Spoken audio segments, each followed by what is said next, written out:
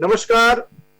इंद्रप्रस्थ साहित्य भारती के आज इतिहास में ये गौरवमय क्षण है कि आज हम एक ऐसे विषय पर चर्चा करने जा रहे हैं जिसमें बहुत ही श्रेष्ठ एक हम जो विषय ले रहे हैं वो विषय 500 वर्ष के इतिहास का स्वर्णमय युग जब प्रारंभ हो चुका है उस पर कर रहे हैं। कुछ मित्र राष्ट्रों ने उस पर खटास डालने की कोशिश की और अयोध्या और प्रभु श्री राम के बारे में भ्रामक तथ्य फैलाने का कार्य किया।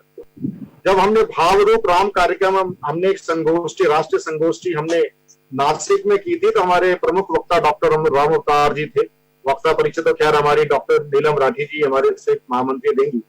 तो मैं सबसे पहले आज इस कार्यक्रम का प्रारंभ करने के लिए श्रीमती सुनीता बुग्गा जी से कहूंगा कि रामचरितमानस की 5 बालकांड की चौपाइयों के साथ आज इस कार्यक्रम को प्रारंभ करें। सुनीता बुग्गा जी। जय श्री राम। मुद मंगलमय संत समाजो, जो जग जंगम तीरथ राजो, राम भक्ति जय सुर सरिधारा, सरसहि ब्रह्म विचार प्रचारा, बिन सत्संग विवेक न होई, राम कृपा बिनु सुलभ न सोई, सत्संगत मुद मंगल मूला, सोई फल सिद्धि सब साधन फूला, प्रात काल उठ के रघुनाथा, मात पिता गुरु नावहि माथा, आय सुमागे करे पुर काजा, देखी चरित हर सही मन राजा, जय जय गिरिवर राज किशोरी, जय महेश मुख गाता, सुन सिया सत्य शीस हमारी, पूजहि मन कामना तुम्हारी, नारद बचन सदा सुचि साचा, सो बर मिलहि जाए मनुराजा। सियावर रामचंद्र की जय। डॉक्टर रामचंद्र गौर जी कृपया आपसे आग्रह है मैं काम करें। सबसे पहले इंद्रप्रस्थ साहित्य भारती की ओर से श्री राम अवतार शर्मा जी को, जो राम कथा के विशेषज्ञ है, उन्होंने राम वनवास के जहां जहां चरण पड़े थे उनकी खोज के अत्यंत ही अनुसंधान को कार्य किया। मैं उनका बहुत बहुत आभार प्रकट करता हूं कि आज ये इसको हमारे संगोष्ठी परिचर्चा में वो मुख्य वक्ता के रूप में आ रहे हैं। और डॉक्टर महेश चंद्र गुप्त तो राम के संबंध में, राम के प्रति, कृष्ण के प्रति, सारे भारतीय देवताओं के प्रति निष्ठावान हमारे इस प्रकार के महापुरुष हैं। मैं उनका भी बहुत बहुत आभार प्रकट करता हूँ। इसके साथ ही जितने भी हमारे इस कार्यक्रम में भाग लेने वाले लोग हैं उन सबका और साधना टीवी का, अनिल कुमार का बहुत बहुत आभार कि उन्होंने ये अवसर दिया। और ये जो आज का ये विषय है, यह अधिक से अधिक लोगों में जाना चाहिए। मैं कुछ चीजें भूल जाता हूं, इसलिए मैं अपना लिख करके अपना वक्तव्य पढ़ रहा हूं। यद्यपि अयोध्या देश देशांतर की एक धार्मिक और ऐतिहासिक नगरी के रूप में प्रसिद्ध रही है, परंतु इसकी ख्याति राजा दशरथ और उनके सर्वगुण संपन्न पुत्र भगवान राम के कारण फैली।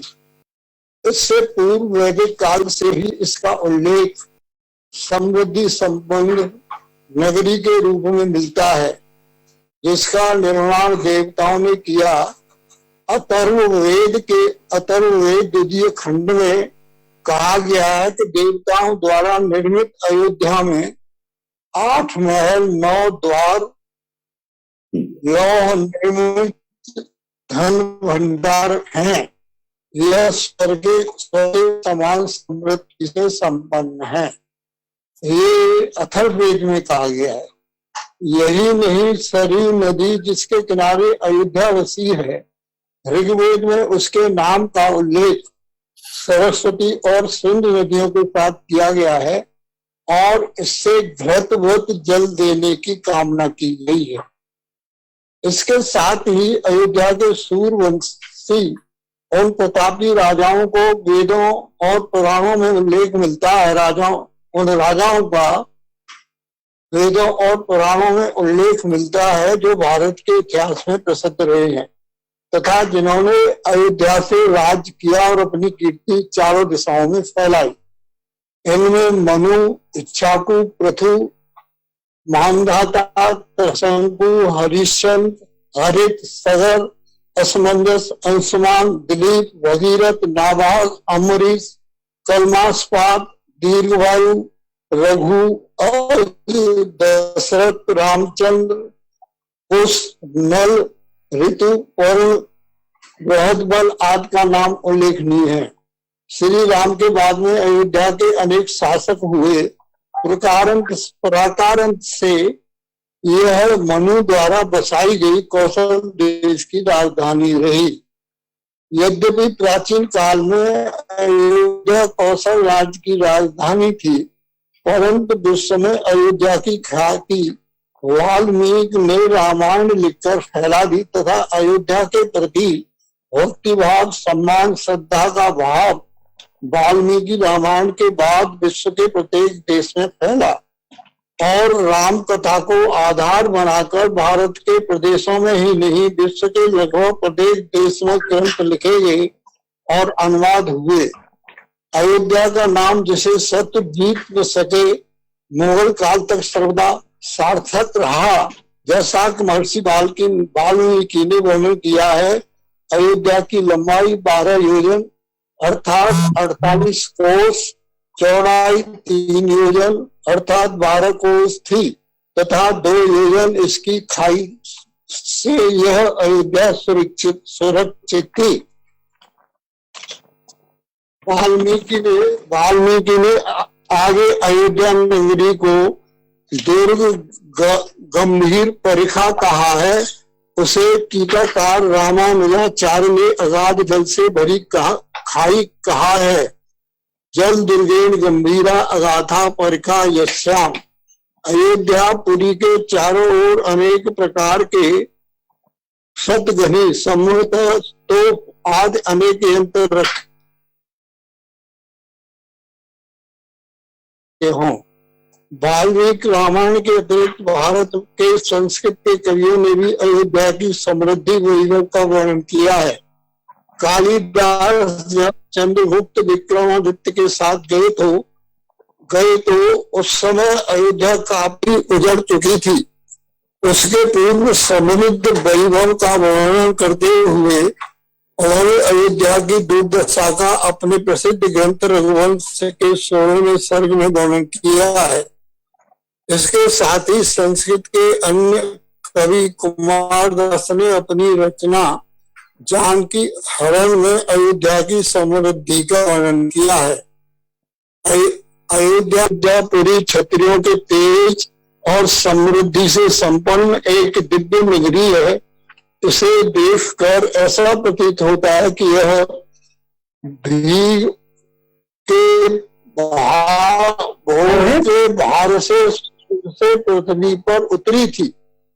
अध्यात्म रामायण में अयोध्या का उल्लेख है। आनंद रामायण में तो यह वर्णन है कि सीता यह घोषणा करती है कि अयोध्या में कोई भी ऐसा स्त्री पुरुष न हो जो वस्त्र आभूषणों से सुसज्जित न हो, राज्य में कोई भी व्यक्ति अभावग्रस्त न हो।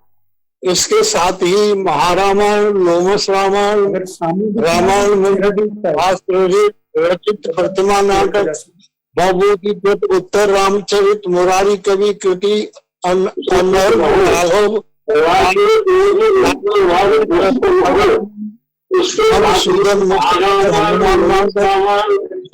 नाटक, प्रसन्न राघव, पद्म पुराण, विष्णु पुराण, श्रीमद् भागवत पुराण, अग्नि पुराण आदि में अयोध्या का वर्णन है। हेमचंद्राचार्य कृत शिष्ट सलाहका पुरुष चरित्र के प्रथम सर्ग में अयोध्या का विस्तार से वर्णन किया गया है। धनपाल कृत तिलक मंजरी में भी अयोध्या का वर्णन मिलता है। अयोध्या की प्राचीनता और महिमा का वर्णन जिन सेनाचार्य कृत जैन ग्रंथ आदि पुराण में भी मिलता है। जैन धर्म में 24 तीर्थंकरों में से 5 तीर्थंकरों का जन्म यही का माना जाता है। जैन धर्म के आदिनाथ, आदित्यनाथ, अभिनंदननाथ, समंतनाथ, अनंतनाथ के 5 जैन तीर्थकारों के मंदिर यहीं पर अभी भी विद्यमान हैं। इसके साथ ही बौद्ध ग्रंथों में अयोध्या और विशाखा के नाम से इसे अभिहित किया गया है। हिंदी के ख्यातनामा कवि मैथिली शरणगुप्त ने अपने प्रसिद्ध ग्रंथ साकेत में अयोध्या को साकेत ही कहा है। देखो साकेत नगरी है, यही स्वर्ग से मिलने जगन को जा रही। अयोध्या के पूर्वाराम में महात्मा बुद्ध 18 वर्ष तक रहे थे। यही रहकर उन्होंने अपने धर्म के सिद्धांत बनाए। वे वर्षा ऋतु व्यतीत करते थे। काफी समय तक अयोध्या पर बौद्ध राजाओं का शासन रहा। चंद्रगुप्त द्वितीय के समय चीनी यात्री फाहियान तथा राजा हर्षवर्धन के समय शाम अयोध्या आए तथा उन्होंने नामांतर से अयोध्या का वर्णन किया है। यह हिंदू, जैन, बौद्ध धर्म के अनुयायियों का पवित्र तीर्थ स्थल है। इसकी मथुरा, हरिद्वार, काशी, कांचीपुरम, उज्जैन, पुरी, द्वारिका के साथ मोक्ष प्रदान करने वाली सप्तपुरियों में गणना की जाती है। उत्तरी भारत में हर्षवर्धन के बाद नगरी पर जोगी, वैश्य, श्रीवास्तव, परिहार एवं गौहार वंशी राजाओं का शासन रहा, परंतु अयोध्या का महत्व कभी नहीं हुआ। भारत के हिंदुओं और यहाँ तक राम भक्त विदेशियों का अयोध्या श्रद्धा का केंद्र रही। भारत के इतिहासकारों के अनुसार अयोध्या पर 1195 ईस्वी तक गहरवार राजा जयचंद का आधिपत्य रहा। उसका मोहम्मद घोरी से युद्ध हुआ। उसके गंगा में डूबने के साथ ही अयोध्या मुसलमान के अधिकार में आ गई और धीरे धीरे दिल्ली के मुसलमान बादशाहों के हाथों में आ गई। तदनंतर अयोध्या मुसलमानों के शासन में आती जाती रही। खिलजी वंश के संस्थापक जलालुद्दीन का भतीजा अयोध्या का शासक रहा। उस समय मुसलमान हिंदू पर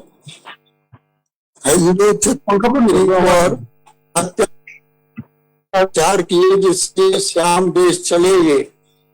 वहां उन्होंने अयोध्या नगरी बसाई, जिसे आजकल जूथिया कहते हैं। भविष्य पुराण में उल्लेख मिलता है कि उन्हीं दिनों रामानंद का एक शिष्य अयोध्या गया और धर्मांतरित मुसलमान को पुनः वैष्णव हिंदू बनाया।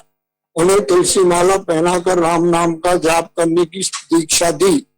यह इतिहास प्रसिद्ध है कि चंद्रगुप्त विक्रमादित्य ने अयोध्या में 360 मंदिर बनवाए थे।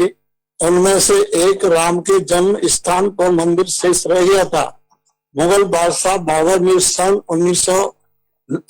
1528 ईस्वी में अयोध्या के सुप्रसिद्ध फकीर फजल अब्बास कलंदर के कहने पर मंदिर के स्थान पर अपने सेनापति मीरा वांकी ताशकंदी द्वारा मंदिर के स्थान पर मस्जिद बनवाई, जिसे बाबरी मस्जिद कहा जाता था। मीरा वांकी ने एक बड़ी सेना लेकर मंदिर पर चढ़ाई की।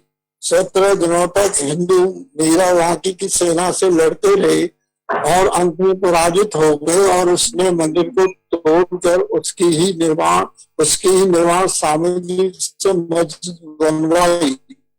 इस संबंध में मस्जिद के भीतर और पाठक पर उर्दू में 2 लेख आए, जिनसे प्रमाणित होता था कि मीर वाकी ने राम के जन्म स्थान का मंदिर तोड़कर वहां मस्जिद बनवाई। उसमें लिखा गया है, बाबर बादशाह की आज्ञा से जिसके न्याय की ध्वजा आकाश तक पहुंची है, नेक दिल मीर वाकी ने फरिश्तों के लिए यह स्थान बनवाया। उसकी कृपा सदा बनी रहे।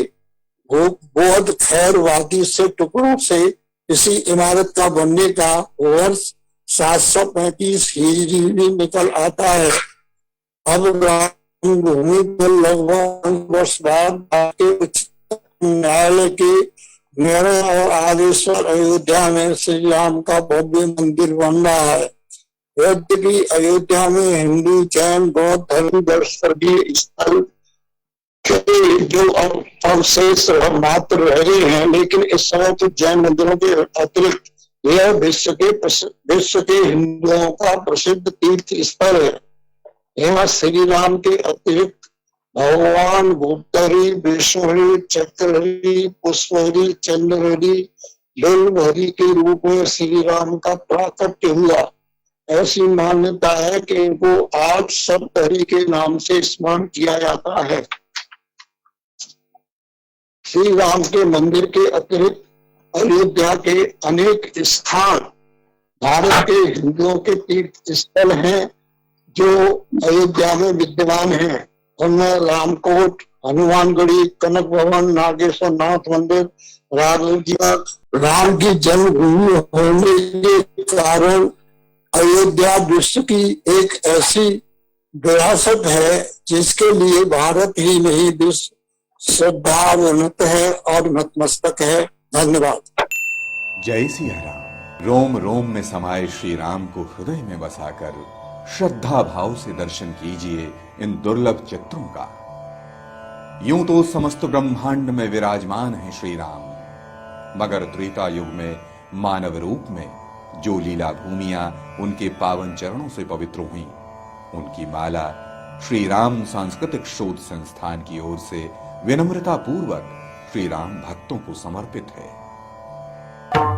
त्रेता युग में श्री राम ने राक्षसी सोच का नाश किया, दुष्टों को दंड मिला, संतों को आश्रय, सद्गुणों का प्रचार प्रसार हुआ। छल, बल और हिंसा से जबरदस्ती सत्ता पर अधिकार की बुद्धि नष्ट हुई। तप और त्याग से निजी स्वार्थ से ऊपर उठकर जन कल्याण की मर्यादा स्थापित हुई। महर्षि वाल्मीकि जी ने राम जी की गाथा लिखी। लवकुश के माध्यम से ये गाथा जन जन में लोकप्रिय हुई। त्रेता युग समाप्त हुआ। अनेकों रचनाकार प्रभु का जीवन चरित तब से लगातार सुना रहे हैं। प्रभु से जुड़े इन तीर्थों के चित्र इन्हीं रचनाकारों और लोक विश्वास पर आधारित हैं।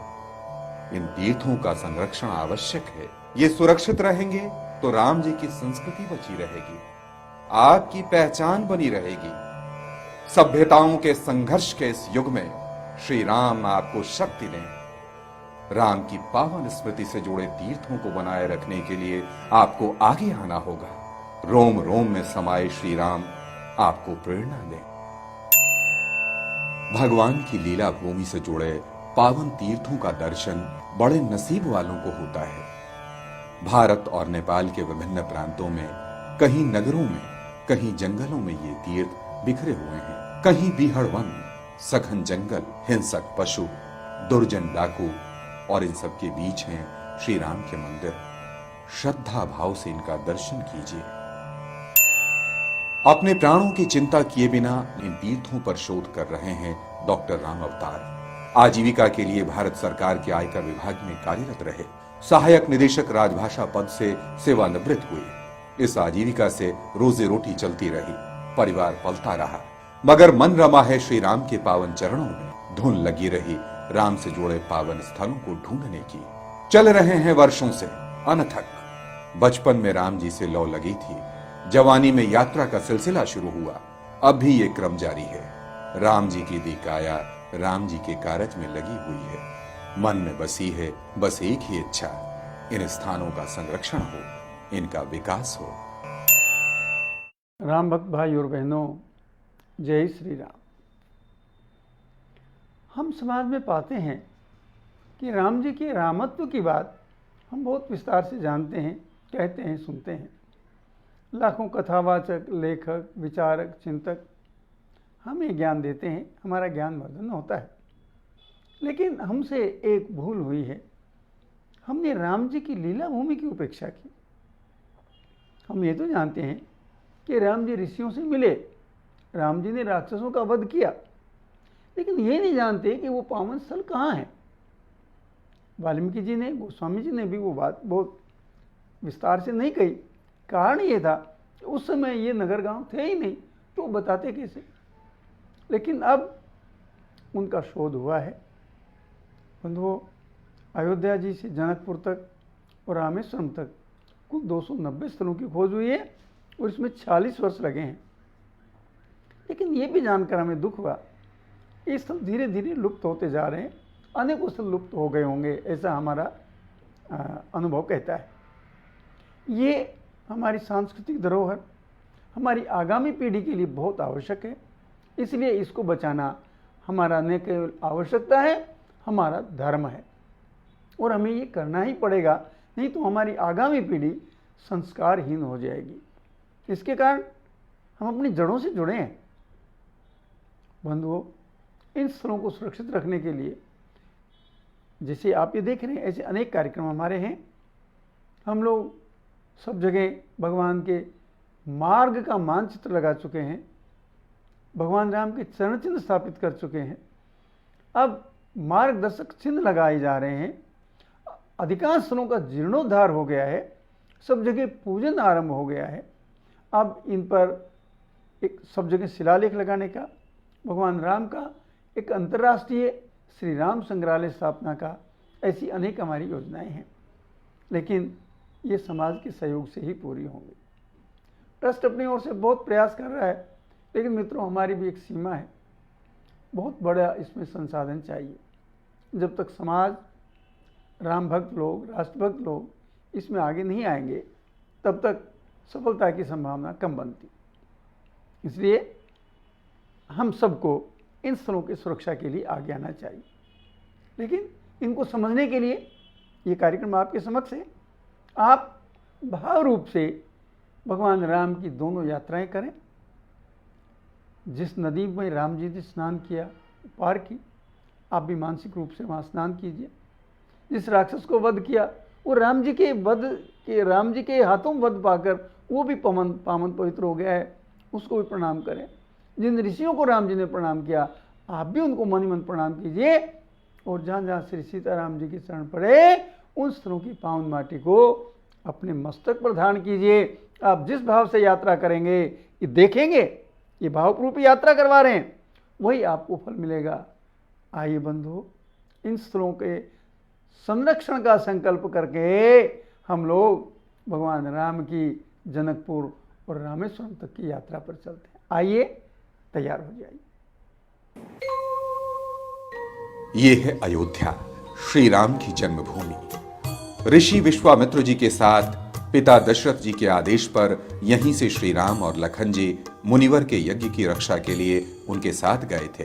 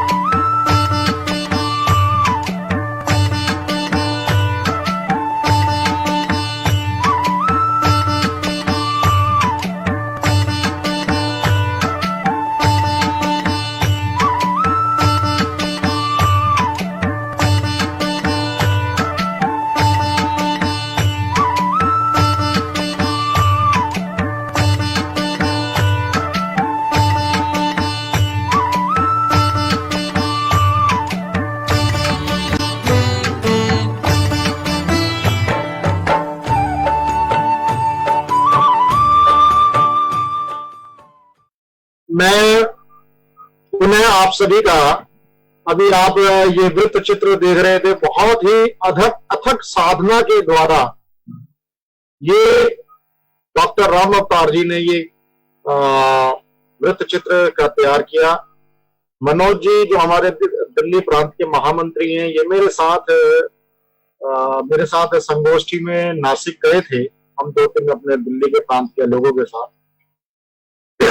उस समय प्रमुख वक्ता एक सत्र में हमारे भावरूप राम पर राष्ट्रीय संगोष्ठी थी, डॉक्टर राम अवतार जी उसमें प्रमुख वक्ता थे। तो मुझे स्मरण आ रहा है कि रास्ते में लौटते हुए ट्रेन में हमसे एक साथ ही गए थे, राम अवतार जी वगैरह हम सब साथ ही गए थे। तो कुछ लोग एसी कूपे में जो वो 2-3 लोग थे, उन्होंने तो चर्चा हम जो राम नाम की कर रहे थे, उन्होंने बड़े ही राममय होकर बातें सुननी प्रारंभ की। उस समय जो चाय का समय था, नाश्ते का टाइम था, वेंडर अपना वो ऑर्डर लेके जा चुका था। इन्होंने कहा भी ऐसा बिना खाए पिए रामायण की मैं सुनाऊंगा। और जब इन्होंने रामायण की अपनी ये तो डॉक्यूमेंट्री में बड़ा छोटा समाहित कर दिया, उस समय जब प्रारंभ हुआ तो जब समाप्त हुआ तो लंच टाइम पे खत्म हो चुका था। तो बहुत ही एक रोचक किस्सा याद हो आया। मैं डॉक्टर महेश चंद्र शर्मा जी का मैं परिचय दे रहा हूं।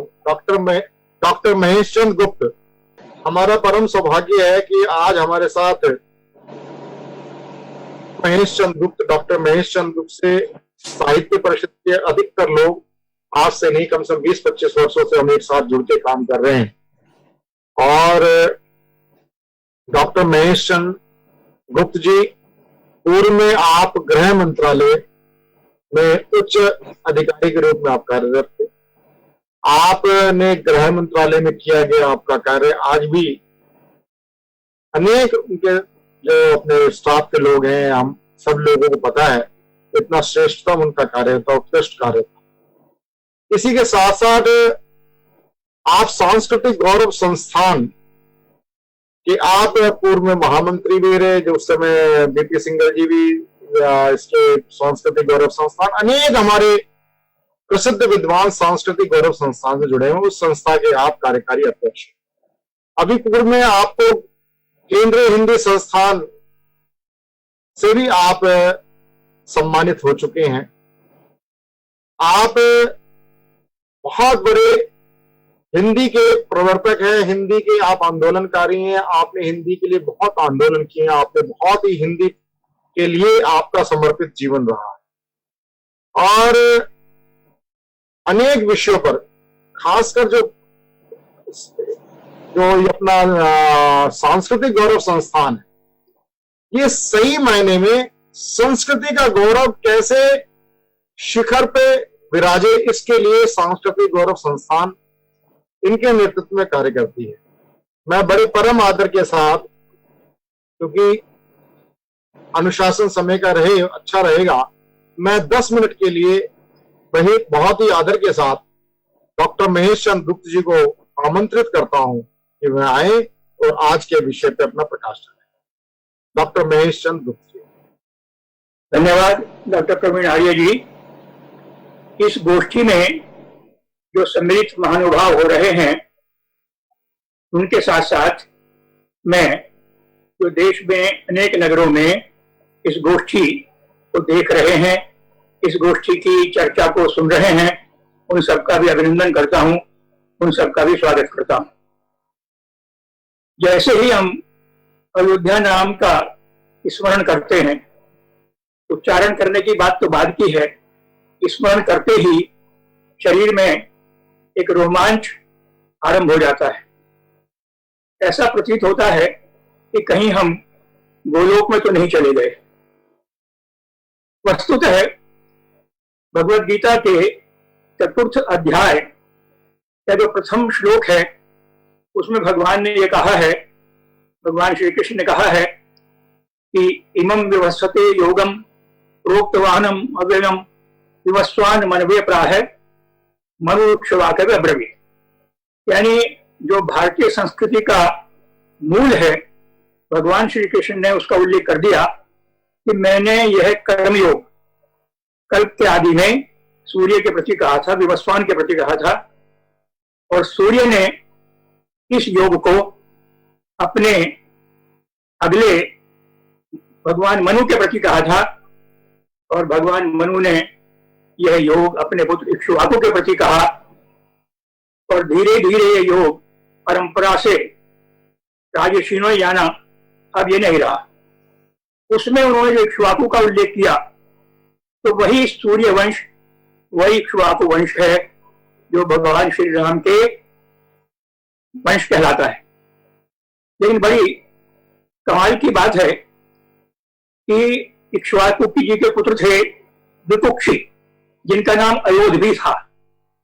तो जिस प्रकार भारत का नाम भरत जी के नाम पर पड़ा, शकुंतला पुत्र भरत जी के नाम पर पड़ा, ऐसा हम लोग पढ़ते थे। आज की पीढ़ी को तो शायद ये नहीं पढ़ाया जाता, किंतु हम लोग पढ़ते थे। तो वही बात अयोध्या के नाम से अयोध्या जानी गई। जो यानी ये कहा जाए कि जो इक्ष्वाकु महाराज के पौत्र थे, उनके नाम पर अयोध्या नाम अभिहित हुआ, जाना गया। तो अयोध्या, इसका अर्थ ये हुआ कि अत्यंत प्राचीन नगरी रही है। जैसा कि डॉक्टर रामशरण गौड़ जी ने बताया था, 144 किलोमीटर लंबी और ऐसे ही बड़ी भारी चौड़ी थी। तो स्वाभाविक है कि कितने बड़े वंश की राजधानी रही हो या सारी पृथ्वी की राजधानी रही हो अपने काल में, तो बड़ी तो होगी ही, बहुत स्वाभाविक सी बात है। लेकिन मुझे इसमें निवेदन करना है कि अयोध्या का जहां तक प्रश्न है, ये जब हम लोग पढ़ते थे, यानी यूं कहें कि अंग्रेजी काल में जब हम पढ़ते थे, तो अपने सभी राजाओं का वर्णन भी पढ़ते थे। रघु जी का, दिलीप का, मानधाता का, हरिश्चंद्र जी का, सबका वर्णन पढ़ते थे। यानी जो रामचंद्र जी के पूर्व 63 राजा हुए हैं इस पृथ्वी पर, उनमें से कुछ का वर्णन हम लोग पढ़ते थे। लेकिन आज तो जैसे जैसे स्वाधीनता आती गई, हम बढ़ते गए और ये सब हटते गए, इन सब का सफाया हो गया और इसलिए अयोध्या को भी लोग भूलते चले गए। बड़ी कमाल की बात, बड़ी विचित्र बात है, स्वाधीनता के बाद जितना यह सब जाना जाता वह जाना नहीं गया। ये हमारा ही दुर्भाग्य है, मैं देश का दुर्भाग्य बिल्कुल नहीं कहूंगा।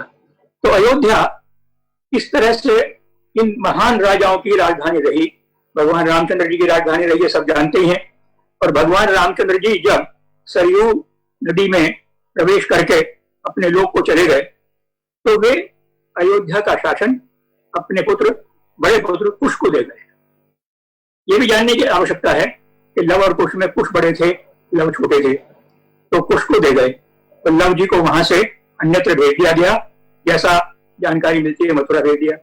तो अयोध्या का जहां तक प्रश्न हुआ, यानी अपने काल में, और ये कहिए दीर्घ काल में, ये यूं मान लिया जाए कि भगवान श्री रामचंद्र जी का काल नासा के अनुसार राम सेतु के काल के हिसाब से है, क्योंकि राम सेतु जो बना वो लगभग 16 लाख वर्ष पहले बना, ऐसा नासा यानी अमेरिका की जो अंतरिक्ष एजेंसी है वो कहती है।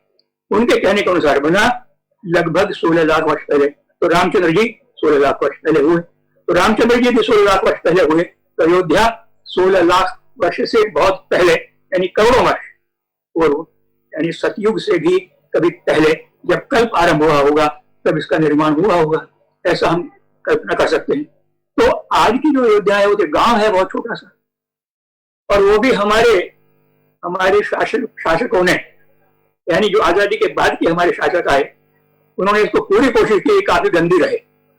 और वास्तव में जब अयोध्या में प्रवेश करते थे तो मन को बड़ा भारी दुख पहुंचता था, इतना बड़ा नाम और दर्शन छोटे। ये एक बड़ी दुख की बात है।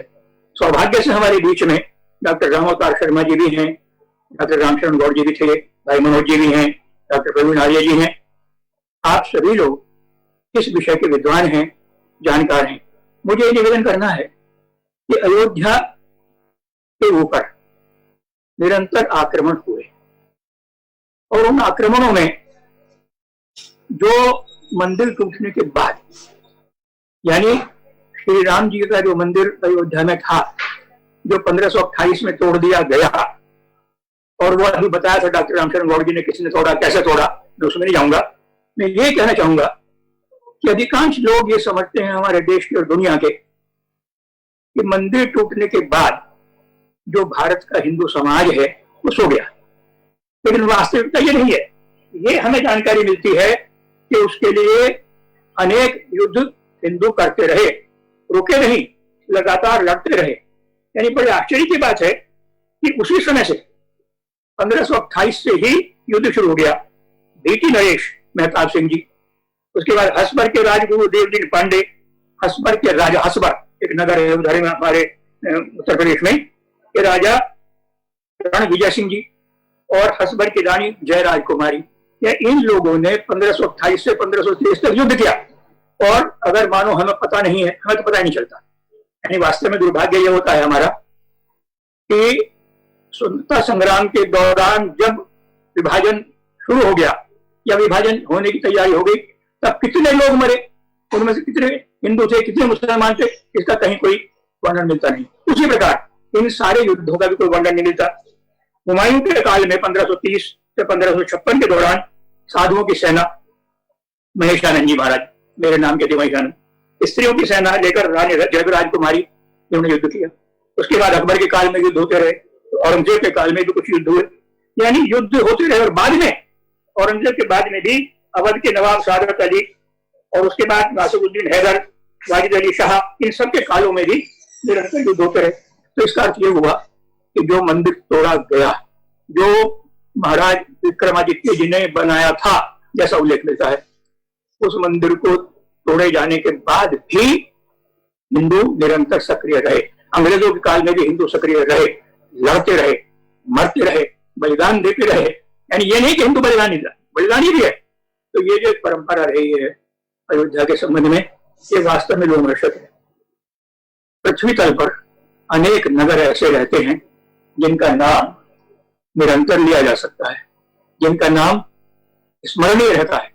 जैसे भारत में एक नाम और भी है, अगर पानीपत का नाम लें, ये तो अयोध्या है, यहाँ युद्ध नहीं होना चाहिए और युद्ध होते रहे, और वो पानीपत है, वहां भी निरंतर युद्ध होते रहे। तो जैसे पानीपत का नाम लोग जानते हैं, उसी प्रकार अयोध्या भी। किंतु पानीपत तो आधुनिक है, और शायद अगर हम कहें इसको तो पांडवों के काल का होगा, यानी पर्णप्रस्थ के नाम से रहा होगा। तो ये 5000 वर्ष प्राचीन हो गया और 51 वर्ष प्राचीन हो गया। जब से कभी पृथ्वी बनी होगी तब से ये उसकी राजधानी रही होगी, ऐसा हम मान के चलते हैं। तो ये इसका इतिहास वास्तव में लोमहर्षक है। और सच्ची बात तो यह है, अगर निवेदन के रूप में कहा जाए तो चाहे अयोध्या हो, चाहे मथुरा हो, चाहे काशी हो, दक्षिण भारत के हमारे तीर्थ स्थान, एक से उच्च कोटि के तीर्थ स्थान, त्रिशूर हो, इन सब का उल्लेख, इनका थोड़ा थोड़ा जानकारी हमारे पढ़ाई के क्षेत्र में, शिक्षा के क्षेत्र में, जैसा हम लोग पढ़ते थे 5वीं कक्षा में, 6वीं कक्षा में, 7वीं कक्षा में, सब पढ़ाया जाता था, आज तक साफ हो गया। ये पुनः प्रारंभ होना चाहिए। ऐसा इस अवसर पर मैं आप सब महानुभावों से, दर्शकों से और जो हमारे श्रोता हैं उन सबसे प्रार्थना करना चाहता हूँ कि सबको ये चाहिए निरंतर सरकार पर अनुरोध पर अनुरोध भेजते जाएं, निवेदन पर निवेदन भेजते जाएं, तभी सुनवाई होती है, अन्यथा कोई सुनवाई नहीं होती। इसलिए अयोध्या को और अपने सारे तीर्थ स्थानों को बारंबार प्रणाम करते हुए मैं अपनी वाणी को विराम देता हूँ। धन्यवाद। जय हिंद।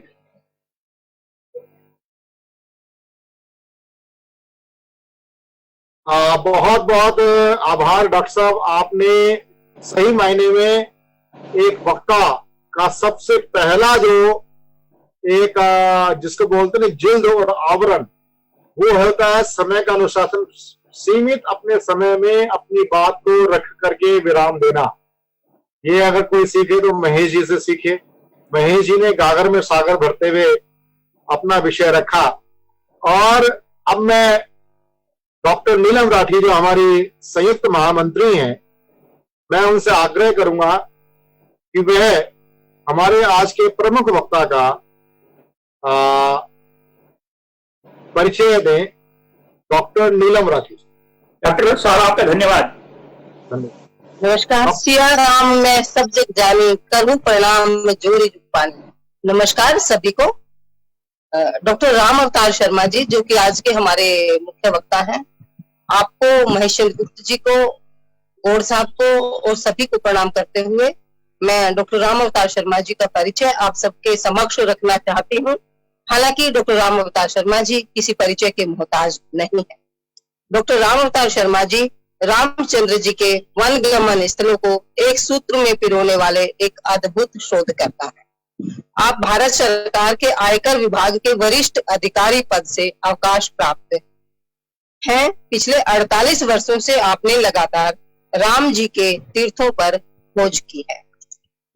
हरियाणा के दड़ोली गांव के प्रख्यात स्वतंत्रता सेनानी स्वर्गीय जगदीश शर्मा जी के पुत्र डॉक्टर राम अवतार जी त्रेता युग में अवतरित मर्मज्ञ पुरुषोत्तम भगवान श्री राम को भारतवर्ष का इतिहास पुरुष सिद्ध करने का स्तुत्य प्रयास करने वाले अंतरराष्ट्रीय लब्ध प्रतिष्ठित विद्वान हैं। आपने भगवान श्री राम की यात्राओं पर शोध कार्य किया है। भारत सरकार के मानव संसाधन विकास मंत्रालय से वनवासी राम और लोक संस्कृति विषय पर आप सवैतनिक आपने शोध कार्य किया।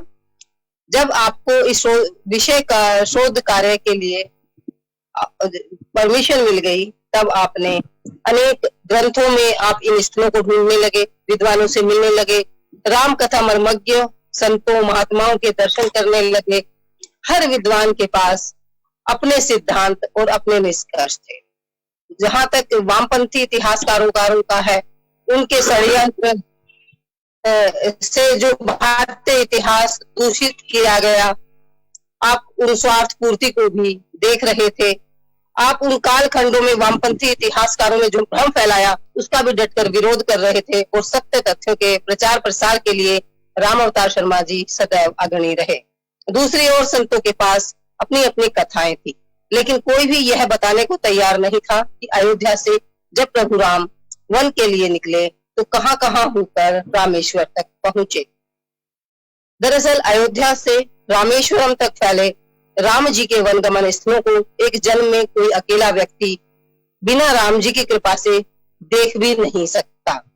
यह नहीं कि त्रेता युग में अवतरण के बाद इन तीर्थों के बारे में लोगों को जानकारी नहीं थी, किंतु मेन बात ये थी कि सभी स्थल एक दूसरे से संबंधित हो सकते हैं, इस पर किसी की दृष्टि नहीं गई थी।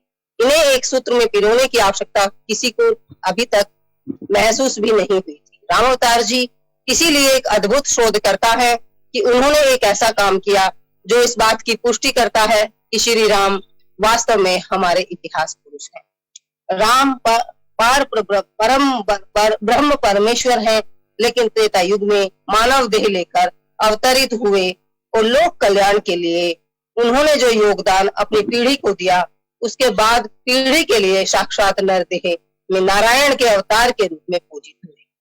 उनसे संबंधित लीला भूमि में उनके आगमन की स्मृति आज भी है और राम अवतार जी ने यही राम जी की लीला भूमियों को एक सूत्र में पिरोकर प्रचारित और प्रसारित करने का कार्य भी किया है। श्री राम जी को अपना आदर्श मानने वाले लोग इन स्थलों की महिमा जानकर अपना जीवन धन्य कर सकें, ऐसी इच्छा लेकर शोध कार्य कर रहे राम अवतार शर्मा जी को अटूट सफलता मिली, क्योंकि आपने अपने जीवन के 48 वर्ष इस कार्य में लगाए। आपने भगवान राम की यात्राओं से संबंधित 290 स्थलों को त्रेता युगीन स्मारक तीर्थ के रूप में सुस्थापित किया है। ये स्थल मुख्य रूप से 2 वर्गों में चिन्हित हुए हैं। आपने पहले वर्ग में मुनि विश्वामित्र के साथ तत्कालीन अयोध्या से मिथिला अर्थात वर्तमान उत्तर प्रदेश के फैजाबाद जिले के जगत विख्यात अयोध्या से नेपाल के जनकपुर तक तथा जनकपुर से अयोध्या के बीच कुल 41 स्थानों की खोज की। दूसरे वर्ग में श्री राम वनगमन तीर्थ के रूप में 249 स्थल को चिन्हित किया गया है। इस तरह कुल 290 स्थल राम जी के ऐतिहासिक प्रमाण के रूप में आपने स्वीकार किए हैं। आपकी संस्तुति पर ही भारत की केंद्र सरकार और विभिन्न प्रांतों के पर्यटन मंत्रालय के मानचित्र में इन तीर्थों को दर्शाया गया है और इनके विकास की योजनाएं भी बनाई गई हैं। 72 वर्ष की आयु में युवकोचित ऊर्जा से भरे पूरे राम अवतार शर्मा जी संप्रति भारत सरकार द्वारा गठित रामायण सर्किट के अध्यक्ष हैं। आप श्री राम सांस्कृतिक शोध संस्थान के महामंत्री के रूप में प्रभु राम जी के तीर्थों के प्रचार प्रसार में लगे हैं। श्री राम सांस्कृतिक शोध संस्थान न्यास के आप महामंत्री हैं, जिस संस्थान का गठन 1997 में हुआ था। अब जन्म से अब तक लगातार ये न्यास राम जी के तीर्थों के संरक्षण और विकास के कार्य में, उनके प्रचार प्रसार में लगा है। ऐसे डॉक्टर राम अवतार शर्मा जी अतुलनीय प्रेरणा और प्रज्ञा के धनी हैं। हम सबको प्रेरित करने वाले, हम सबको प्रेरणा देने वाले, वंदनीय, स्वागत योग्य आपका जो ये महान व्यक्तित्व है, यह हम सबको आज प्रेरित कर रहा है कि हम सब आपको सुने। आपकी जो तपस्या है, आपका एक एक शब्द बहुत गहरे अर्थ लिए हुए, बहुत उसके पीछे व्याख्या लिए हुए आपका एक एक शब्द है। और यहाँ साहित्य परिषद के ही समूह में ये कार्यक्रम जा रहा है। बड़े सुधी और राम भक्त, राममयी श्रोता है। तो बड़ा ही आपसे मैं अपेक्षा करूंगा, परम आदरणीय डॉक्टर राम अवतार शर्मा जी, आपको हम पाकर अहोभाग्य हैं। अपना व्याख्यान निश्चित समय में समाहित करने की कृपा करें। डॉक्टर राम अवतार शर्मा जी। आदरणीय प्रवीण जी, मेरे बड़े भाई डॉक्टर महेश जी, और जो हमें प्रेरणा देकर इसी कार्य से चले गए हैं, श्री रामशरण गौर जी, बहन सुनीता जी, और इंद्रप्रस्थ हिंदी साहित्य परिषद के सभी मेरे कार्यकर्ता भाई और बहनों, और मेरे प्यारे राम भक्तों, सर्वप्रथम तो मैं आप सबके मन मंदिर में बैठे श्री सीताराम जी के चरणों में प्रणाम करता हूं और मैं अपनी आभार निवेदन करता हूं। सबसे पहले तो बहन जी ने मेरे बारे में जो परिचय दिया, बंधु सचमुच मैं उस योग्य नहीं हूं। मैं तो एक बहुत सामान्य सा कार्य करता हूं, लेकिन भगवान जिससे जो चाहते हैं वो कार्य करवा लेते हैं। तो ये उनकी ही कृपा है, उनकी ही योजना है, उन्हीं का दिया सामर्थ्य है और उन्हीं की दी व्यवस्था है। तो जो कुछ किया वो श्री सीताराम जी ने इस शरीर से करवाया है, मुझे इसका कोई क्रेडिट नहीं दिया जाता।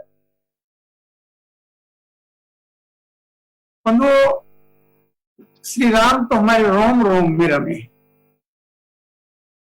यदि हम भारतीय संस्कृति से श्री राम और श्री कृष्ण को अलग कर दें तो हमारे पास शून्य बचता है। ऐसे हमारी संस्कृति के, हमारे धर्म के, हमारे जीवन के आधार श्री राम के बिना हम शून्य हैं। हमने राम जी के रामत्व के बारे में बहुत चर्चाएं की। हजारों हजार लोग हैं जो श्री राम के बारे में कथा वाचन करते हैं, लिखते हैं, उद्बोधन करते हैं। राम जी के रामत्व पर बहुत सारी बातें हुई, लेकिन बंधुओं मुझे खेद के साथ कहना पड़ता है कि हमने राम जी की लीला भूमि को उपेक्षित कर दिया। यदि राम जी की लीला भूमि समाप्त हो गई तो हमारे पास क्या बचेगा? आज हिंदी इंद्रप्रस्थ साहित्य परिषद ने जो विषय रखा बहुत ही सराहनीय है। इस तरह का विषय रखने वाले बहुत कम लोग होते हैं, क्योंकि इसमें रस पैदा करना पड़ता है। बाकी गीत भजन गा गा कर तो सब लोगों को लुभाया जा सकता है, लेकिन इस विषय को समझने के लिए, कहने के लिए बड़ा धैर्य चाहिए। आप धैर्यवान हैं जो आपने ये विषय लिया। राम जी की लीला भूमि के बारे में अभी तक जिन जिन लोगों ने शोध किया, मैंने अब तक जितना भी पाया, राम भक्तों ने इस पर बहुत जितना करना चाहिए वो नहीं किया। हाँ, राम विरोधियों ने इस पर अनेक कार्य किए हैं और राम जी की इस कथा को धूमिल करने के लिए, झूठा सिद्ध करने के लिए अंग्रेजों के काल से जो चला रहा षड्यंत्र था, बंद वो आज भी चल रहा है। हमें इस षड्यंत्र के प्रति बिल्कुल जागरूक रहना है, सतर्क रहना है, तभी हम राम जी की लीला भूमि को बचा सकें। इसमें जो आज विषय रखा गया वो मेरी जानकारी के अनुसार केवल अयोध्या जी का रखा गया है, लेकिन जिस तरह मेरा परिचय दिया गया उससे मुझे लगता है मुझे राम जी की यात्रा के बारे में भी संक्षेप में कुछ कहना चाहिए और मैं वो निवेदन करूंगा। विशेष रूप से मुझे प्रवीण जी ने बताया था कि अयोध्या जी के बारे में जो चर्चाएं हो रही हैं वो कभी कभी विचलित करती हैं। बंधुओं, ये तो देव दानव युद्ध है, सतयुग से चलता आ रहा है, आज भी चल रहा है। राम जी के भक्त इन स्थलों को सत्य सिद्ध करते हैं, लेकिन राक्षसों की कमी आज भी नहीं है, इसलिए हमें उनसे भी सावधान रहने की आवश्यकता है। पहले हमें अयोध्या जी ही वास्तविक यही अयोध्या है जिसके बारे में आम जन मानता है, स्वीकार करता है। सबसे पहली बात, लाखों वर्षों से चली आ रही हमारी लोक मान्यता है। बंधुओं, हमारे ग्रंथों को आतताइयों ने जला दिया, हमारे मंदिरों को उन लुटेरों ने तोड़ दिया, उनकी जगह कुछ से कुछ बना दिया, लेकिन एक जगह वो नहीं तोड़ पाए, और वो था जन जन के मन में जो राम बैठे हैं उसको वो मिटा नहीं सके और कभी जीवन में मिटा भी नहीं पाएंगे। वही कथा परंपरा से हमारे यहां चली आ रही है। कुछ लोग कहते हैं कि वाल्मीकि जी ने उपन्यास लिख दिया। बंधुओं, विचार करने की बात है, उपन्यास पढ़ने वालों को राम जी की कथा का नहीं पता। किनको पता है? ग्वालों को पता है, मछुआरों को पता है, मजदूर को पता है, भिखारी को पता है, पुजारी को पता है। लेकिन दुख की बात तो यह है कि जिन लोगों के ऊपर यह दायित्व था, पढ़े लिखे लोगों पर, जो इतिहास का भूगोल का प्रवक्ता है, पढ़ाते हैं, प्रोफेसर हैं, डॉक्टर हैं, परंतु वो नहीं बता पाते। मैंने स्वयं अनुभव किया है कि हिस्ट्री का हेड ऑफ डिपार्टमेंट नहीं बताता यूनिवर्सिटी का, तो उसका चपरासी जानता है कि राम जी कहां से कहां गए।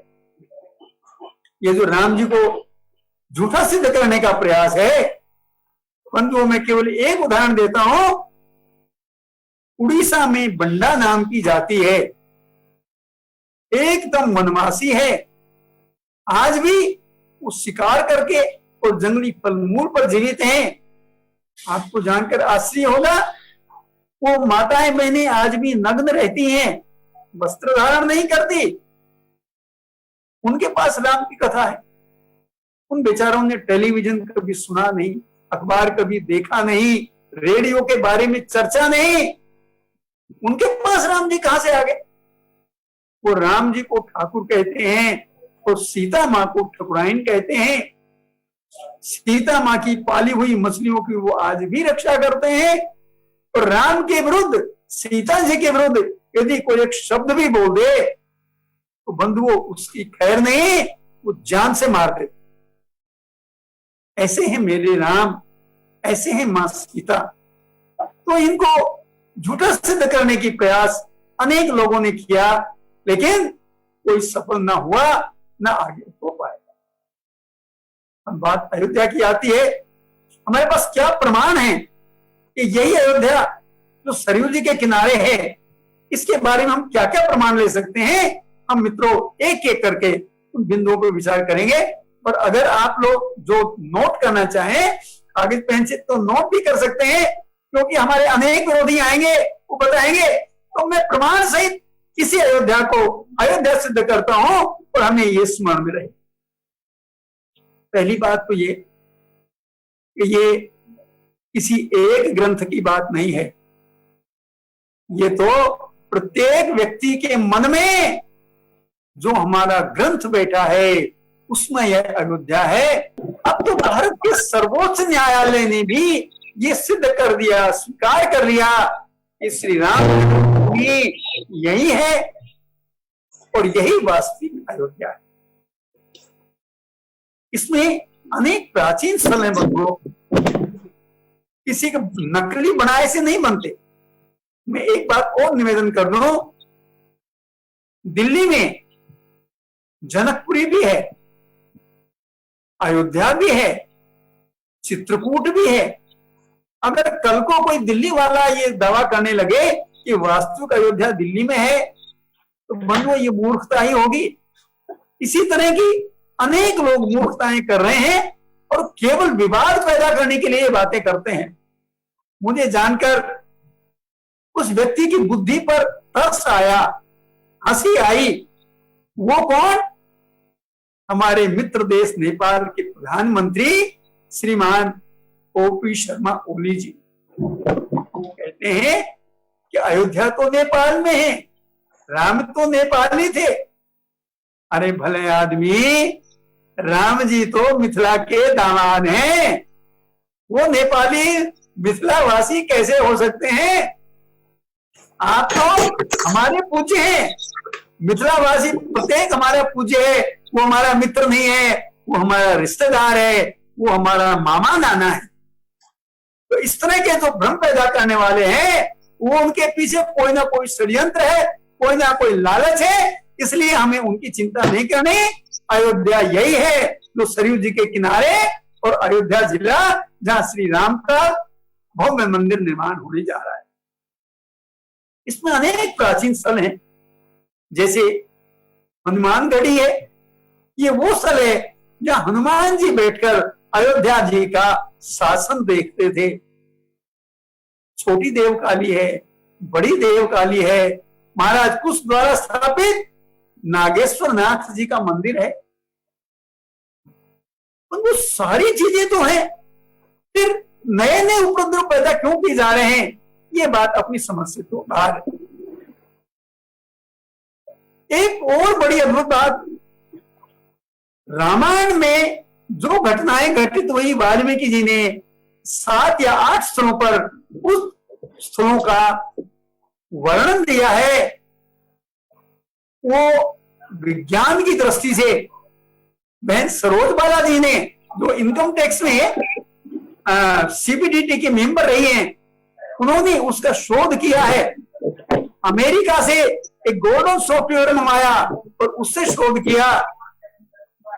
जो घटनाएं जिस समय बताई गई हैं, अंतरिक्ष में जो घटनाएं हो रही थी, वो उसी लैटिट्यूड लॉन्गिट्यूड पर हो रही थी जो वाल्मीकि जी ने इंगित किया है।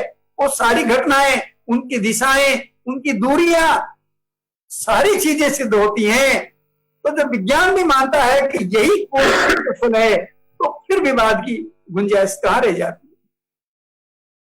अब हम अगला बिंदु देखते हैं वास्तविक अयोध्या की दृष्टि से। यदि राम जी का जीवन देखना है तो राम जी की यात्राओं पर हम चिंतन कर लें। राम जी ने अपने जीवन में 4 यात्राएं की हैं। प्राय लोग 2 को जानते हैं, लेकिन अध्ययन से पता चलता है कि उन्होंने 4 यात्राएं की।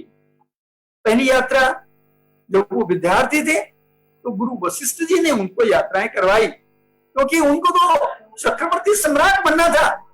आज भी हम देखते हैं कि जो आईएएस, आईपीएस, आईआरएस होते हैं, उनको काल और देश की परिस्थिति से अवगत कराने के लिए देशाटन करवाया जाता है। तो गुरु वशिष्ठ ने भी उनको देशाटन करवाया था, ताकि पूरे विश्व की काल और परिस्थिति को वो समझ सके। दूसरी यात्रा, विश्वामित्र जी के साथ यज्ञ रक्षा के लिए श्री राम गए, और वो यात्रा अयोध्या जी से बक्सर तक, यानी गुरु विश्वामित्र जी के आश्रम तक, और उसके बाद जनकपुर तक, और फिर जनकपुर में विवाह हुआ, उसे वापस तक। तीसरी यात्रा 14 वर्ष के वनवास की है, और चौथी यात्रा राजा राम की सांस्कृतिक धार्मिक तीर्थ यात्रा है। यदि हम उन तीर्थ यात्राओं को समझ लें तो राम जी के सारे जीवन को, सारे आदर्शों को समझा जा सकता है। महर्षि वाल्मीकि जी ने, गोस्वामी जी ने और अन्य जितने भी साहित्य रचना हुई है राम जी पर, सभी ने राम जी के जीवन को केवल यात्राओं में ही वर्णित किया है। आप देखिए, राम जी की केवल यात्राओं का वर्णन है। 7 कांड में से 7.5 कांड, 7 कांड में से 6.5 कांड केवल राम जी की यात्राओं पर है। यदि हम इन यात्रा स्थलों को सुदृढ़ कर लें, इनको समझ लें, तो राम जी के सारे आदर्शों की, सारी नीतियों की सब कुछ पता चल सकता है। कैसे? राम किसी को शत्रु मानते नहीं थे। एक बड़ा उदाहरण आता है कि जब अंगद जी को भेजा गया, उस समय दोनों सेनाएं आमने सामने युद्ध के लिए तैयार खड़ी थी। अंगद जी ने कहा, भगवान मैं तो बालक हूं, मुझे तो पता नहीं कि दूत कर्म कैसे होता है। तो भगवान ने जो कहा, मित्रों विश्व में आज तक ऐसा उदाहरण देखने को नहीं मिला और संभवतः आगे भी नहीं मिले। राम जी ने कहा, काज हमार कासु हित होई, रिपुसन कही बत कई सोई। ऐसे हैं राम कि जो शत्रु का भी हित चाहते हैं। क्या आज तक आपने ऐसी देखना सुनना तो दूर की बात है, क्या कोई कल्पना भी कर सकता है कि दोनों सेनाएं आमने सामने खड़ी हैं और राम जी शत्रु का हित चाहते? तो इन यात्राओं में राम जी के इस तरह के चरित्र को बंधुओं हम पूरी तरह से समझने का प्रयास कर सकते हैं। यात्राओं की दृष्टि से अयोध्या की बात हम सोच रहे हैं। यात्रा, पहली यात्रा हम देखें, दूसरी यात्रा, राम जी विश्वामित्र जी के साथ चलते हैं अयोध्या जी से सरयू जी के किनारे किनारे चलते। 1.5 योजन दूर जाकर विश्वामित्र जी राम जी को वहां रोकते हैं एक रात्रि और बला और अति बला की शिक्षा देते हैं।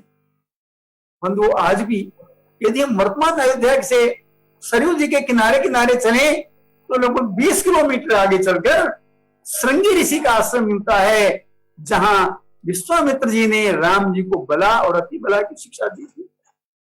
बंधुओं अयोध्या और कहां जाएगी? इस तरह आगे का जो भी मार्ग है बक्सर तक का, वो सीधा सीधा मार्ग आज भी है और हम बड़े दावे से कह सकते हैं कि वो अयोध्या यही है। यात्रा तो लंबी है, लेकिन वापसी यात्रा का हम चिंतन करें। जब सीता माँ की डोली के साथ आते हैं तो एक जगह डेरवा गांव है गोरखपुर में, वहां उन्होंने डेरा डाला था। आज भी वहां के स्थानीय लोग, उसका गांव का नाम भी डेरवा है और राम जी का मंदिर है कि राम जी जानकी जी जब आए थे इधर से तो यहां उन्होंने एक रात्रि विश्राम किया था। उसके बाद एक स्थल आता है दोहरी घाट। दोहरी शब्द का चिंतन करें आप, दोहरी शब्द का संधि छेद करें तो दो हरि आता है। दो हरि का क्या मतलब? राम जी भी हरि अर्थात विष्णु के अवतार थे और परशुराम जी भी विष्णु के अवतार थे। तो दो हरियों का वहां मिलन हुआ, इसलिए आज भी उस स्थल का नाम दोहरी घाट। दोहरी घाट से ही बारात के साथ राम जी अयोध्या आए थे। तो बंधु इस अयोध्या के अतिरिक्त और कौन सी अयोध्या हो सकती है? वनवास मार्ग को लीजिए। राम जी पहली यात्रा, इसमें यात्रा में पहली रात्रि विश्राम करते हैं तमसा तट पर। बंधु तमसा तट आज भी है। उस स्थल को अब लोग गौरव घाट कहते हैं। मैंने पूछा गौरव घाट क्यों, गोरा घाट क्यों? बोले जी भगवान ने यहाँ रात्रि रुककर इस स्थल को गौरव प्रदान किया था, इसलिए इस स्थल का नाम गोरा घाट है। वहां राम जी अयोध्या वासियों को सोते छोड़ के चले गए थे। वहां अयोध्या वासियों ने मिलकर एक शोक मनाया था कि राम जी हमें चले गए। बंधुओं उसी नाम का वह गांव आज भी है जहां राम जी ने 2 लिखकर रथ की मिली वहां छोड़कर गए। वो स्थल का प्रमाण आज भी है जो अयोध्या जी के निकट है। राम जी जब वापस आते हैं तो नंदीग्राम में भरत जी से मिलते हैं। बंधुओं नंदीग्राम आज भी अयोध्या जी की उतना ही निकट है जितना हमारे शास्त्रों में बताया गया। भरत जी ने वहां तपस्या की। इसी तरह से एक बड़ी अद्भुत बात जो बहुत कम लोगों को पता है, राम जी अखंड ब्रह्मांड के नायक जब यह लीला संपन्न करके अपने साकेत धाम गए तो बंधुओं वो गुप्तहरी घाट पर उन्होंने मां सरयू जी में प्रवेश किया। वाल्मीकि जी लिखते हैं वो पूरे समाज के साथ, जी चर अचर सब जीवों के साथ अयोध्या जी से चले और अयोध्या जी से 1.5 योजन दूर जाकर उन्होंने वहां सरयू जी में प्रवेश किया। मैं दूरी की बता रहा हूं बंधो, वो 1.5 योजन लिखते हैं। आज भी श्री राम जन्मभूमि से वो स्थान ठीक 1.5 योजन दूरी पर है। फिर कैसा विवाद? लेकिन जिनके दिमाग में गड़बड़ है, जो समझना नहीं चाहते, वो तो अयोध्या जी को कहीं ना कहीं और बताने का प्रयास करेंगे। अब यात्राओं की दृष्टि से एक बड़ी महत्वपूर्ण यात्रा है, इसको बहुत कम लोग जानते हैं। जब सीता माँ का दूसरी बार वनवास हुआ सिंहासन पर बैठने के बाद, तो बंधुओं लक्ष्मण जी माँ सीता जी को छोड़ने गए। वो मार्ग लखनऊ होकर जाता है और वो मार्ग भी बिठूर तक पूरा मार्ग ढूंढ लिया गया है, जिसको आज हम लखनऊ कहते हैं। बंधुओं इसका मूल नाम लखनऊ नहीं है, ये कभी लक्ष्मणपुर होता था, लक्ष्मण जी के नाम पर बसा था। आज भी एक टीला है जिसे लक्ष्मण टीला कहते थे, लेकिन दुर्भाग्य है अब वहां टीले वाली मस्जिद है।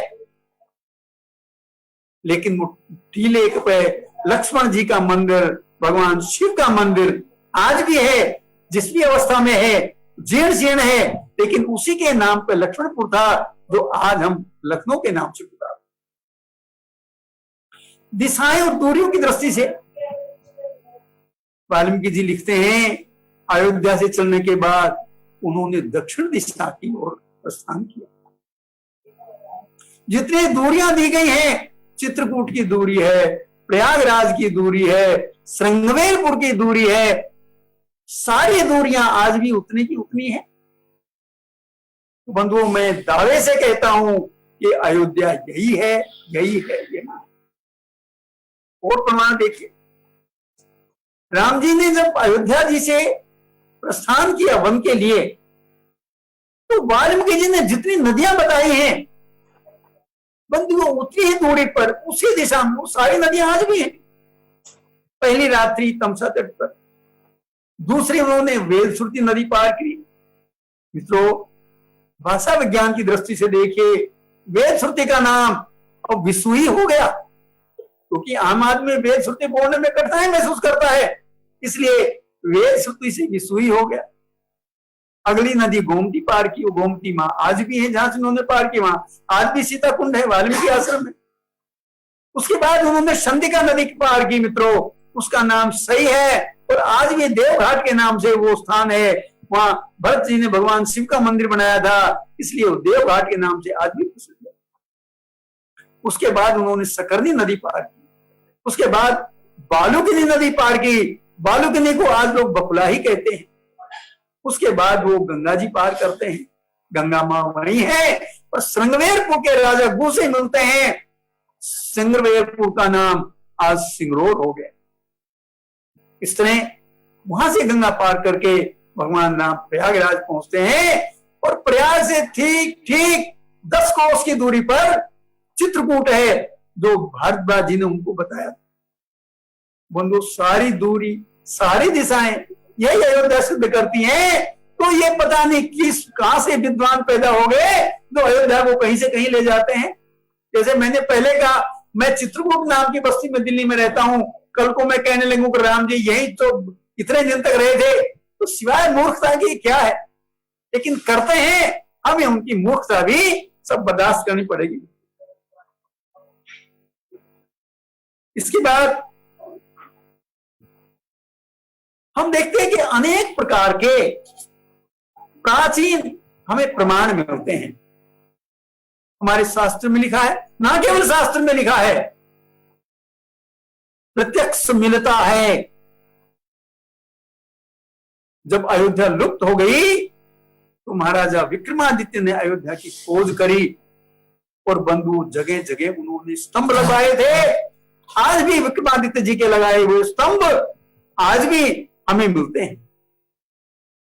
विक्रमादित्य जी ने यह नहीं सोचा था कल को ऐसे विद्वान पैदा होंगे जो लोग कहेंगे अयोध्या कहीं और थी। उसके बाद और देखिए, अंग्रेजी राज्य में एक अंग्रेज कलेक्टर ने बहुत सारे स्तंभ लगाए, वो आज भी वहां उपस्थित, आज भी। मैं वो ब्रह्मचारी जी, प्रभुदत्त जी ब्रह्मचारी ने स्तंभ लगवाए थे, आज भी वो स्तंभ सब मिलते हैं, वो तो बड़ी संख्या में मिलते हैं। करीब 130 के करीब स्तंभ ब्रह्मचारी जी ने लगवाए थे, उसमें से अनेक स्तंभ आज भी। और बंधुओं, खुशी की बात है कि श्री राम सांस्कृतिक शोध संस्थान ने भी इस तरह के अनेक स्तंभ लगवाए हैं जो पूरी के पूरी जगह सब जगह मिल रहे हैं। एक बात और महत्वपूर्ण है कि ये जो लुटेरा बाबर आया था, इसे अयोध्या मंदिर तोड़ने की जो इसकी इच्छा जागृत हुई, वो तथाकथित उनके संतों ने जो कुछ कहा, तो अगर अयोध्या ये नहीं होती, श्री राम जन्मभूमि कहीं और होती, तो बाबर कहीं और जाता ना, यहां किस लिए आया था? सच बात तो ये है कि मूल अयोध्या यही है, श्री राम जन्मभूमि यही है। इसीलिए उस लुटेरे, बलात्कारी और आतताई बाबर ने यहां हमारी राम जन्मभूमि को तोड़ा। वो अयोध्या में नहीं तो क्या पाकिस्तान में होगी, क्या वो अफगानिस्तान में होगी? मित्रों, मूल अयोध्या बिल्कुल यही है, यही। और अनेक और उदाहरण मिलते हैं, तो मैं बड़े विश्वास से कह सकता हूं कि अयोध्या यही है। इसके बारे में अगर कोई बात करना चाहे, मित्रों, हम छाती ठोक कर कहते हैं, हम सिद्ध कर सकते हैं, कोई भी आए हम बता देंगे कि अयोध्या, राम जी की अयोध्या यही है। मैं श्री अयोध्या जी को पुनः पुनः प्रणाम करके आप सब लोगों का हृदय से आभार व्यक्त करता हूं कि आपने मुझे ये बात कहने का अवसर दिया। और बंधुओं, पुनः जो लोग ये पूरे यात्रा देखना चाहते हैं, कहना चाहते हैं, या इसके बारे में कोई भी जानकारी चाहते हैं, तो मैं सेवक की तरह उस काम में सहयोग करने को तैयार हूं। मैं पुनः पुनः धन्यवाद करता हूं। प्रवीण जी, पुनः पुनः धन्यवाद। जय जय सीताराम। जय श्री राम। बहुत बहुत आभार। आज हमारा अहोभाग्य है कि आज आप हमारे इंद्रप्रस्थ साहित्य भारती के कार्यक्रम में आए, और ये कार्यक्रम पूरा साहित्य परिषद देख रहा है। ये कार्यक्रम विश्व में हमारे जितने भी हमारे साहित्य परिषद के लोग हैं, सब देख रहे हैं। अब मैं सादर आमंत्रित करता हूं अपने दिल्ली प्रदेश के हमारे महामंत्री श्री मनोज शर्मा जी से। मनोज शर्मा जी सभी वक्ताओं का, सभी आयोजन में लगे हुए लोगों का आभार व्यक्त करें।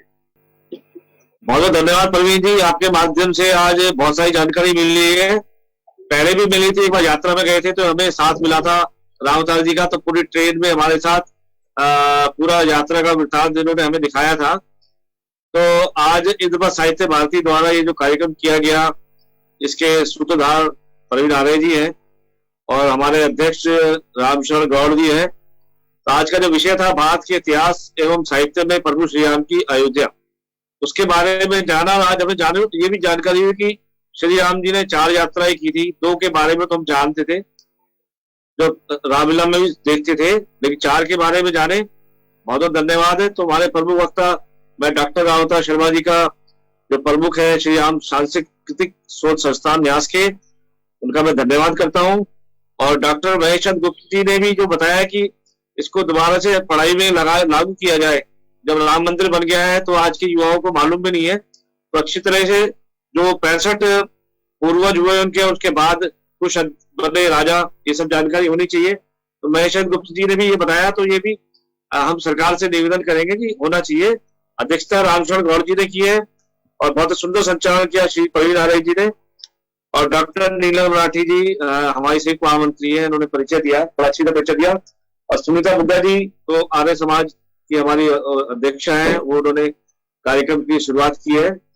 और इसमें साथ में लगे हुए वीरेश जी और साधना टीवी लगाए हैं और कई यूट्यूब चैनल के साथ लगे हैं, इन सबका हम धन्यवाद करते हैं। इसमें एक ही बात कहना चाहेंगे कि जो हरि का हो वो भजे वो हरि का हो। हरि का भजन से। आगे मैं माइक प्रवीण जी को देता हूँ। सभी को धन्यवाद। बहुत बहुत आभार मनोज जी का, क्योंकि मनोज जी इस कार्यक्रम की पृष्ठभूमि समझते हैं, क्योंकि हम सब नासिक में गए थे भावरूप राम कार्यक्रम में, और कितना विराट व्यक्तित्व हमारे सामने अयोध्या का डॉक्टर राम अवतार जी का। हम पूरा समय नहीं दे पाए, भविष्य में हमारा शरीर है ना, शरीर श्रृंखला बनाएंगे, क्योंकि ये पूरा वर्ष कोरोना के रूप में नहीं माना जाएगा, पूरी ये सदी मानी जाएगी राम मंदिर और धारा 377।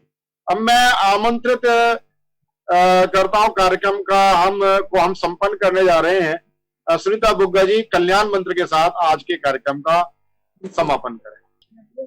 सर्वे भवन्तु सुखिना, सर्वे सन्तु निरामया, सर्वे भद्राणि पश्यन्तु, मा कश्चित् दुःख भाग् भवेत्। ओम देव शांति अंतरिक्ष शांति पृथ्वी शांतिरापा शांतिरोषधया शांति ही वनस्पतया शांति विश्वे देवा शांति ब्रह्म शांति सर्वं शांति शांतिरेव शांति सामा शांतिरेधि। ओम शांति शांति शांति। जय श्री राम। इस कार्यक्रम में मनोज जी के स्मरण से उतर गया विकास भानुशाली जी, हमारे युवा कार्यकर्ता हैं। उन्होंने इसके पीछे सारा जो फेसबुक वगैरह का जिस ढंग से लोगों को हमने जिसको द्वार पे खड़ा करने वाला काम होता है स्वागत करने का, वो विकास जी का था। मैं मनोज जी की ओर से ही धन्यवाद में जोड़ रहा हूं, और इसके बाद सभी को नमस्कार। जय श्री राम।